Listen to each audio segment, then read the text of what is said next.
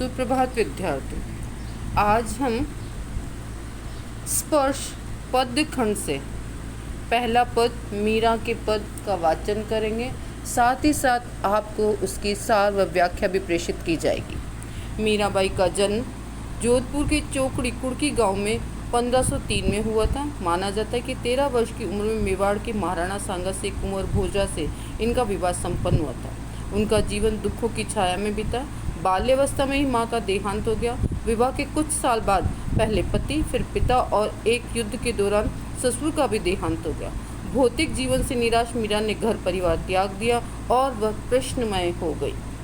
मध्यकालीन भक्ति आंदोलन की आध्यात्मिक प्रेरणा यानी ईश्वर के प्रति जुड़ा होना और धर्म से संबंधित जो बात होती है उसे आध्यात्मिक प्रेरणा कहा जाता है। कवियों में मीरा को एक विशेष स्थान दिया जाता है। संत रैदास की ये शिष्या थी और इनकी कुल मिलाकर 7 या 8 कृतियाँ उपलब्ध हैं। मीरा की भक्ति देने भाव की यानी अपना सब कुछ ईश्वर के प्रति न्योछावर करने वाली है। मीरा द्वारा लिखित आपकी पाठ्य पुस्तक में आए हुए पदों 2 पद हैं।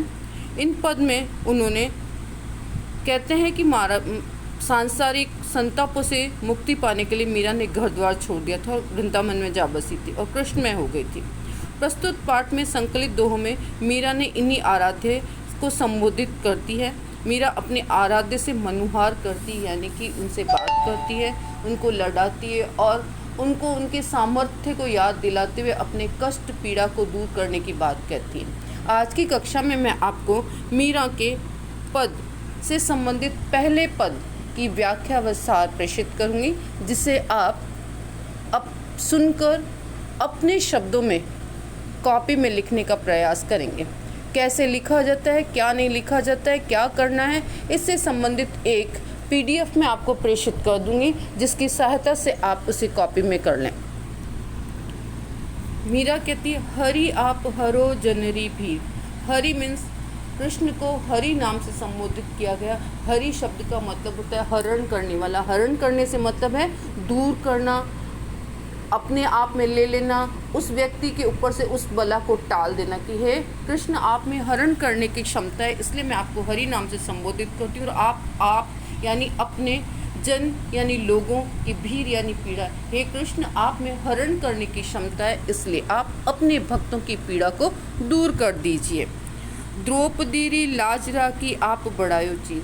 वह यहाँ पर श्री कृष्ण को उनके सामर्थ्य से, उनकी शक्ति से, पौराणिक यानी हमारे जितने भी धर्म ग्रंथ हैं, हमारे पौराणिक ग्रंथ हैं, उनके अंदर कृष्ण द्वारा किए गए कार्यों को याद दिलाते हुए, उनकी शक्ति से परिचय कराते हुए कहते कि जिस प्रकार से पौराणिक काल में आपने द्रौपदी की चीर को यानी उसकी साड़ी को, उसके कपड़े को, उसके वसन को बढ़ाकर भरी सभा में पूरे कौरवों और पांडवों के बीच उसकी लाज बताई थी, ठीक उसी प्रकार से भक्त कारण नरहर रूप नरहरि धरियो आपसे, कि जिस प्रकार से आपने प्रहलाद जो आपका अनन्य भक्त था उसको उसके पिता के अत्याचारों से मुक्ति दिलाई थी और उसके लिए आपने नरसिंह रूप धारण किया था।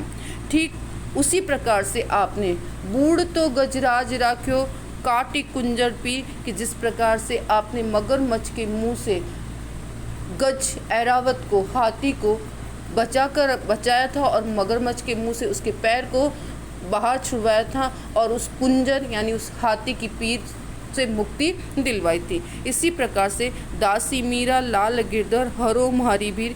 दासी मीरा यानी मीराबाई कहती मैं आपकी दासी हूँ और आप मेरी पीड़ा को दूर कर लीजिए।